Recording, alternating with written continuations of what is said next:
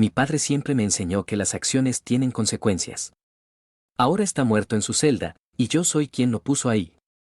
Todo comenzó cuando descubrí que no solo me traicionó durmiendo con mi tía, la mujer que me crió como un segundo hijo, sino que construyeron su familia perfecta con dinero robado. Cuando me exigieron que cuidara a sus gemelos cada fin de semana, decidí que era hora de enseñarles la misma lección que él solía repetirme: todos pagamos por nuestros errores. Tengo 28 años, y esta historia comenzó hace 3 años. Parecíamos la familia perfecta. Papá, Rec, 53, dirigía una exitosa empresa de construcción. Mamá, Sarah, venía de una gran familia católica, 5 hermanas que eran inseparables. Su hermana menor, Rachel, era la tía divertida que me malcriaba mientras crecía. Vivíamos en una casa cómoda en nuestro suburbio, no éramos ricos, pero estábamos bien.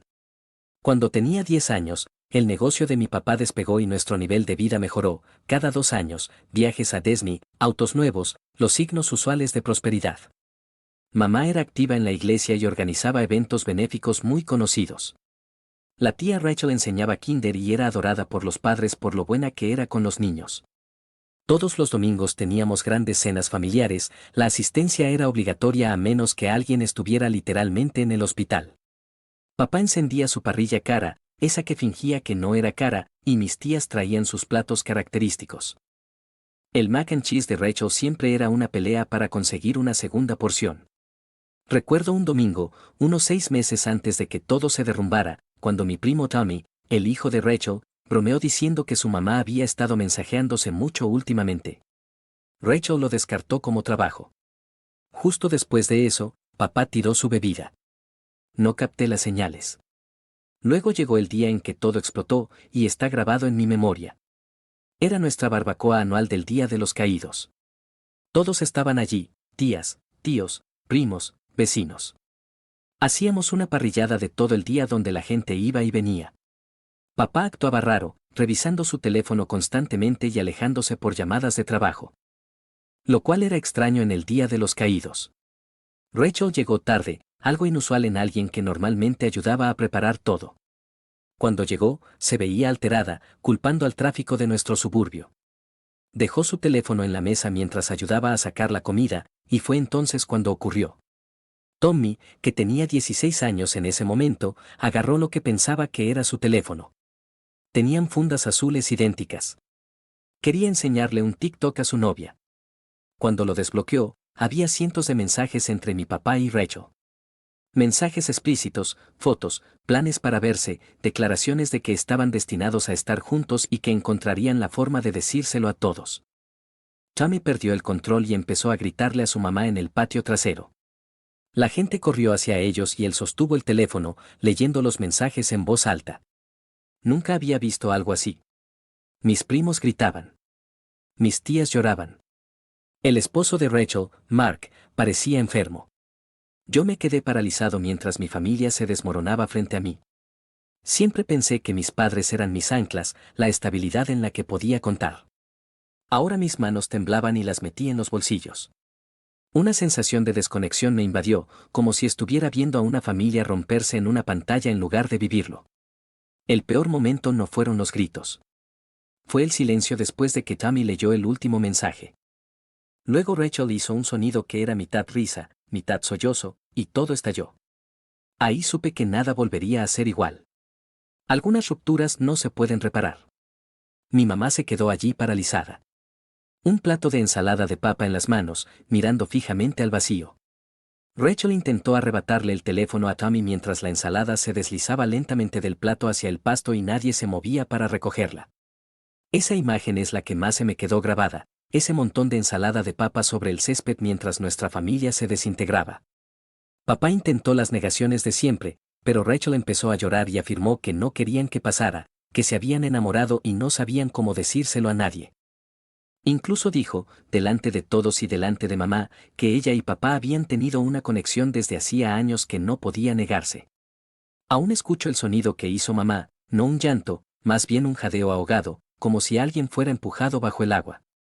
Entró a la casa, cerró su habitación con llave, y esa fue esencialmente la última vez que fue ella misma durante mucho tiempo.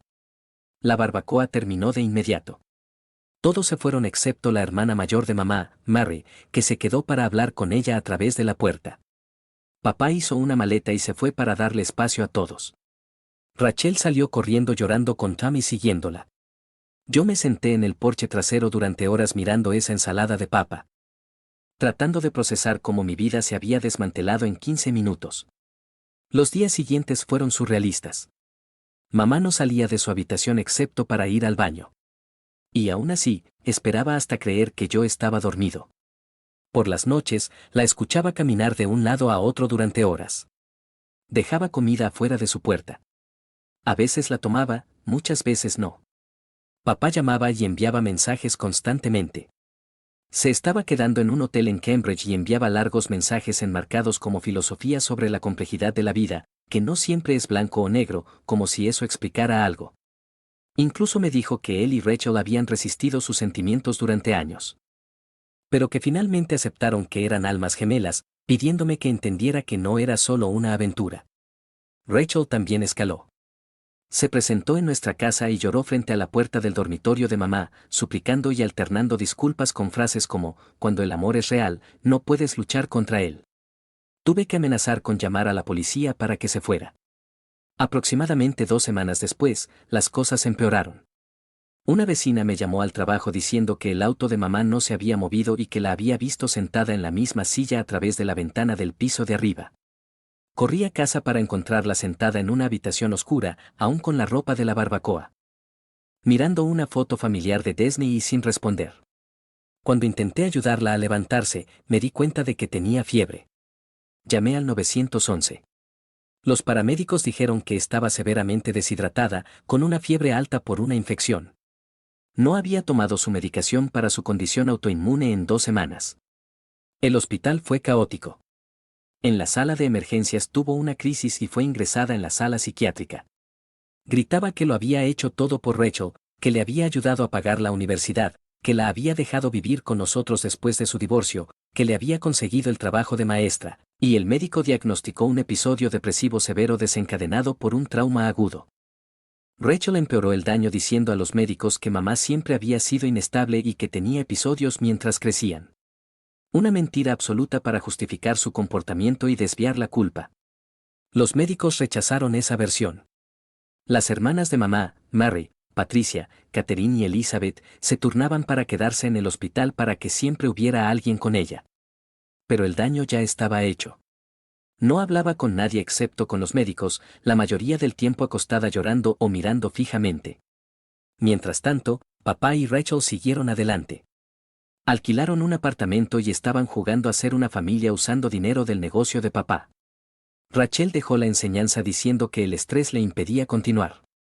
Publicaban en redes sociales sobre comenzar de nuevo, elegir la felicidad y empezaron a difundir su versión de los hechos por el pueblo.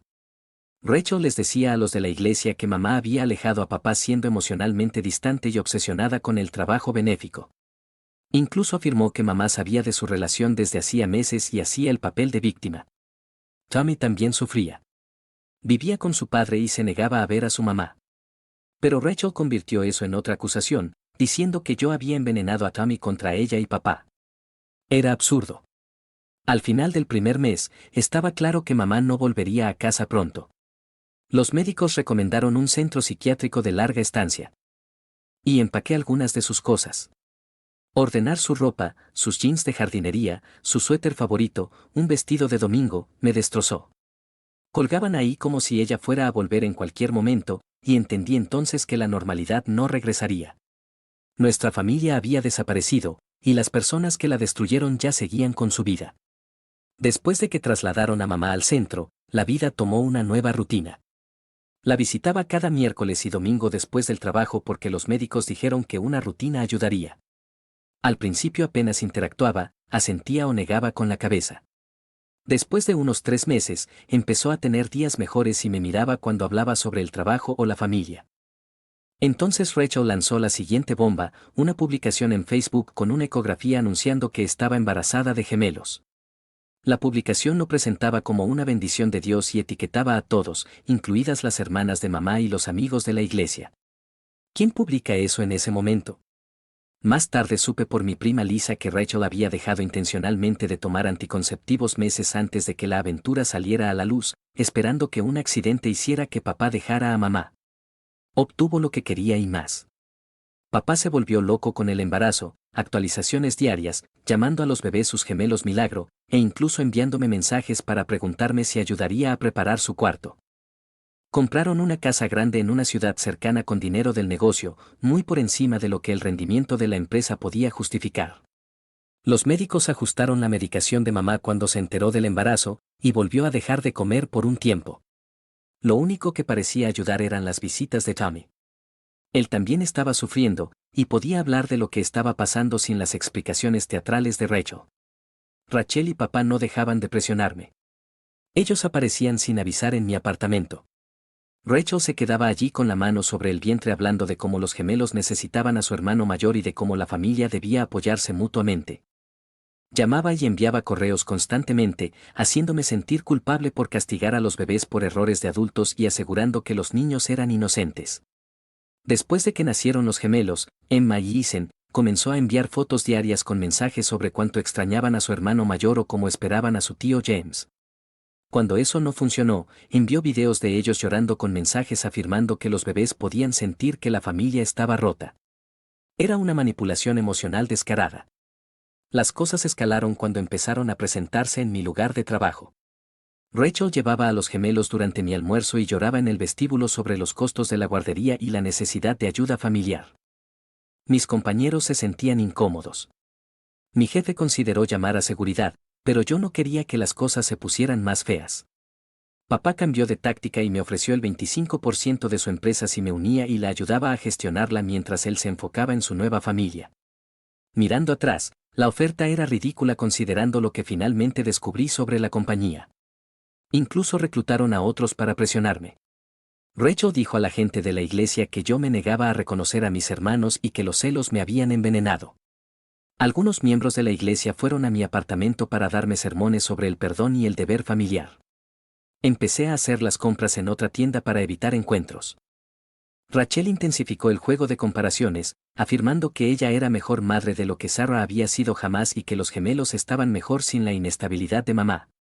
Me resultaba repulsivo. A los 6 meses, la pareja había construido una fantasía. Querían que yo me llevara a los gemelos todos los fines de semana para que ellos tuvieran tiempo de pareja.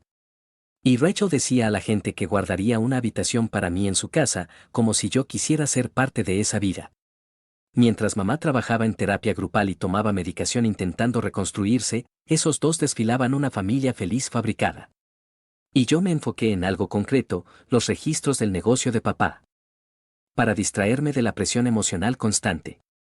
Empecé a revisar las finanzas de la empresa, no con un plan, sino para ocupar mi mente con algo que no fuera el drama de los gemelos. En la universidad, ayudé a papá con la contabilidad durante los veranos, haciendo ingreso de datos básico y archivando. Había visto cosas raras entonces, pero no les presté atención. Ahora, examinando los registros con ojos nuevos, las cosas no cuadraban, literalmente. Empecé a notar patrones en las facturas. Listaban muchos más materiales de los que los proyectos realmente necesitaban. También encontré varios nombres extraños de subcontratistas que no arrojaban nada cuando los buscaba. Sin sitios web, sin registros, nada. Sin embargo, la empresa de papá les pagaba cientos de miles de dólares. Y como yo había ayudado a configurar su red años atrás, aún tenía acceso a la mayoría de los archivos digitales. Papá nunca manejaba computadoras y nunca revocó mis permisos. Comencé a descargar todo lo que pude, estados de cuenta bancarios, facturas, nóminas, todo. Cuanto más revisaba, peor se veía. Descubrí cadenas de correos turbias entre papá y un tipo llamado Steve, hablando de manejar las cosas por los canales de siempre y mantener el papeleo en orden. Hablaban de pagos en efectivo a trabajadores que no parecían ser residentes legales, pagándoles muy por debajo del salario mínimo. Y papá embolsándose la diferencia entre lo que se cobraba a los clientes y lo que realmente se pagaba. Enterrado en una carpeta al azar, encontré un archivo que básicamente era un segundo libro de cuentas, los números reales versus los reportados al IRS. Papá había estado subreportando ingresos por millones. Creó un sistema de empresas falsas para que pareciera que pagaba por servicios y materiales cuando, en realidad, el dinero regresaba a sus cuentas. Ese mismo dinero oculto financió el pago inicial de su casa lujosa. El nombre de Rachel no aparecía en la escritura, probablemente porque papá sabía que ponerla ahí haría más fácil rastrear el dinero. También descubrí correos anteriores a que la aventura saliera a la luz, en los que Rachel y papá discutían usar la empresa para financiar su nueva vida. Ella ayudaba activamente a mover dinero incluso antes de trabajar allí oficialmente, abriendo cuentas bancarias y transfiriendo fondos. Mientras descubría todo esto, ellos seguían presionándome para que fuera parte de su vida familiar. Rachel enviaba largos mensajes sobre lo rápido que crecían los gemelos y cómo yo me estaba perdiendo momentos importantes, mientras yo me sentaba con pruebas de que ella había ayudado a papá a robar millones. Esto no era una evasión fiscal menor. Era un esquema de fraude organizado. En papel, tenía empleados y subcontratistas, pero estaba lavando dinero mediante empresas fantasma, creando nóminas falsas y recortando materiales, potencialmente poniendo en peligro a la gente. El fraude había aumentado justo cuando comenzó a ver a Rachel. Los picos en los costos de materiales coincidían con compras de joyas y escapadas de fin de semana. Parecía que empezó a robar más una vez que decidió comenzar una nueva vida con ella. Llevé un registro detallado, copias de los estados bancarios, transferencias entre cuentas y pruebas de cuentas offshore que papá había creado para ocultar dinero. Mientras tanto, seguía visitando a mamá en el hospital psiquiátrico, viéndola intentar recuperarse lentamente. Y sabiendo que esos dos vivían de los frutos del fraude y planeaban robar aún más. En algún momento, me di cuenta de que no podía simplemente quedarme con todo eso. Debían rendir cuentas. Pasé una semana evaluando mis opciones. Una denuncia anónima al IRS me pareció insuficiente. Quería que ellos supieran quién los había derribado y por qué. El punto de quiebre llegó un martes por la mañana cuando Rachel apareció en mi apartamento sin avisar a las 7 de la mañana con los gemelos llorando y claramente alterada. Entró de golpe y afirmó que la niñera había renunciado sin previo aviso, probablemente porque no le estaban pagando correctamente. Me pidió que cuidara a los gemelos durante 3 días porque ella y papá tenían una reunión importante con inversionistas. Cuando me negué, se plantó en mi sofá y no quiso irse, llorando sobre lo mucho que estaban luchando y cómo los bebés necesitaban estabilidad. Mientras hablaba, miré a 2 bebés cuyas vidas estaban construidas sobre mentiras, le dije que se fuera. Llamó a papá y lo puso en altavoz.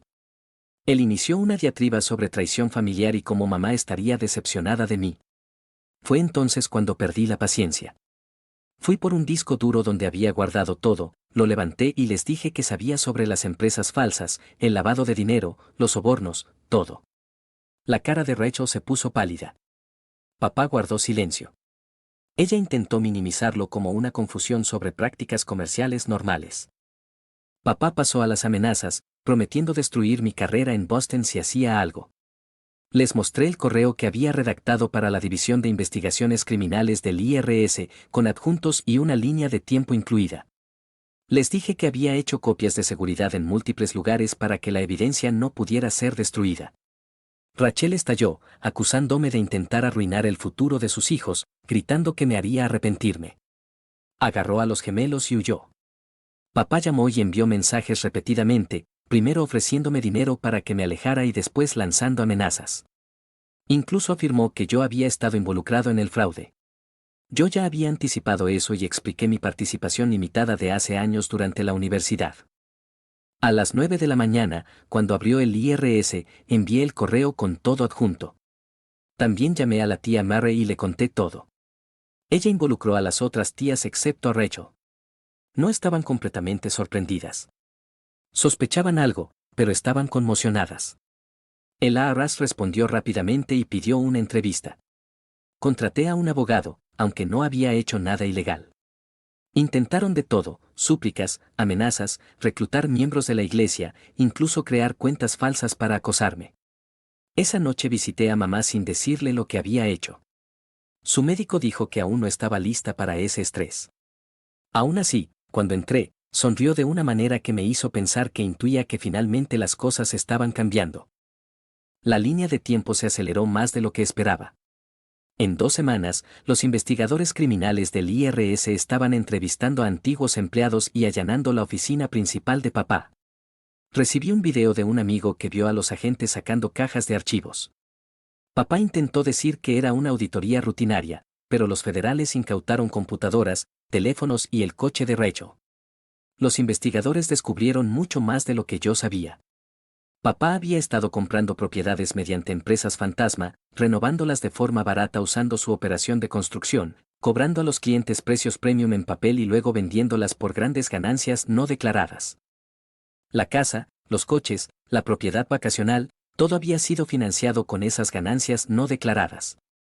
Un capataz llamado Tony cooperó con los investigadores. Él había mantenido sus propios registros detallando pagos en efectivo, sobornos y otras artimañas. El abogado de papá probablemente le dijo que la situación era grave porque intentó huir, reservando boletos a México para él, Rachel y los gemelos, pero los agentes federales los interceptaron en el aeropuerto Logan. Las noticias transmitieron imágenes de ellos siendo llevados esposados mientras un empleado del aeropuerto sostenía a los gemelos llorando. Después de eso, amigos y conocidos que los defendían desaparecieron. El club de campo los expulsó. Los vecinos organizaron peticiones para proteger el valor de sus propiedades. El papel de Rachel también quedó claro.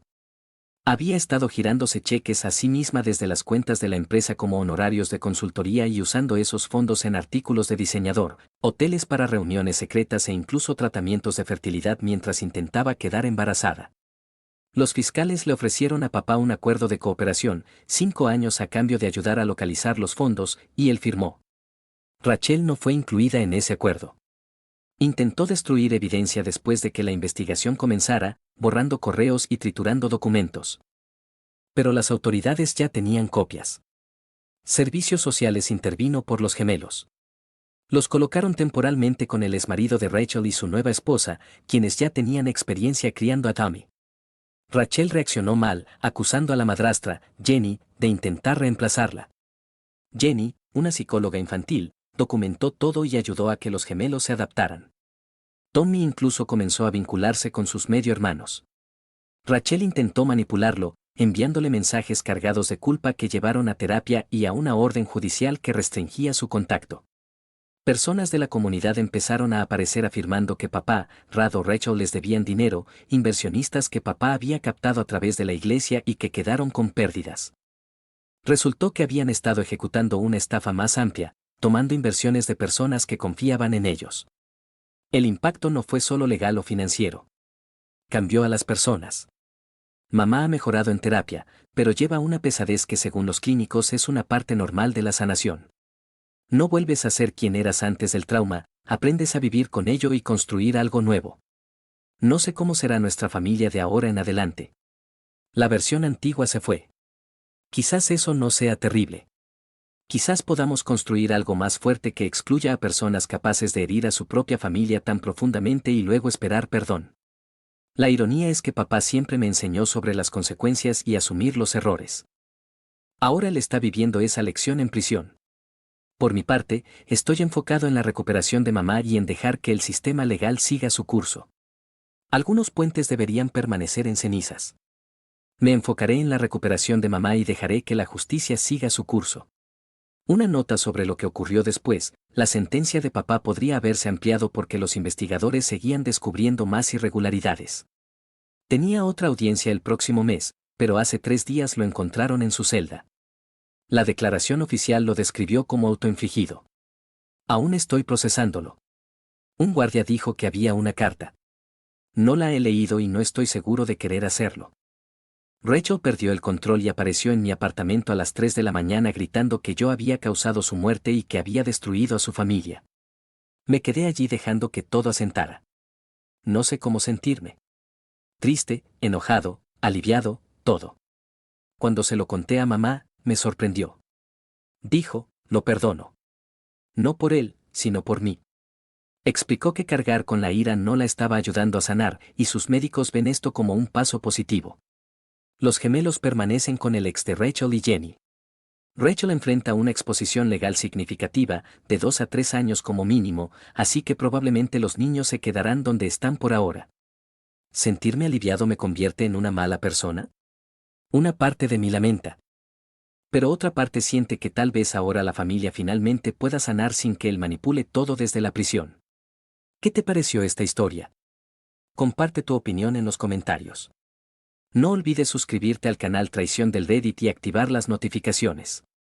Gracias por verla. La moraleja de la historia: la traición familiar no es solo un acto, es un terremoto que destruye vidas enteras. Aprendí algo que quiero que entiendas: el silencio ante la injusticia te convierte en parte del crimen. Denunciarlo fue lo más difícil que he hecho, pero permitir que continuara destruyendo vidas habría sido imperdonable. Mi consejo para ti: no permitas que nadie, ni siquiera tu familia, use la culpa, la religión o los niños como armas para manipularte. Las personas sin valores morales siempre intentarán convertir tu decencia en tu debilidad. Establece límites firmes, incluso cuando te duela. La lealtad mal dirigida solo prolonga tu sufrimiento. A veces, la justicia exige que destruyas lo que amas para proteger lo que es correcto. No esperes a estar completamente destrozado para actuar, defiende lo que está bien, aunque el precio sea alto.